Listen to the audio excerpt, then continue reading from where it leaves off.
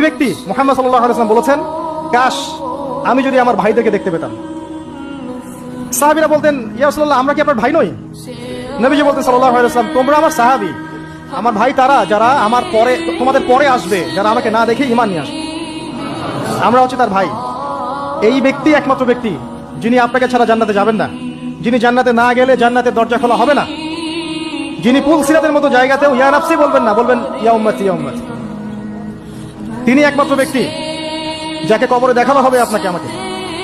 তিনি একমাত্র ব্যক্তি যিনি অঝর নয় না আমাদের জন্য কেঁদেছেন রাতের বেলা আল্লাহর কাছে, যিনি হাউজে কাউসারে থাকবেন আমাদের জন্য, যেটা আমরা পানি পান করতে পারি।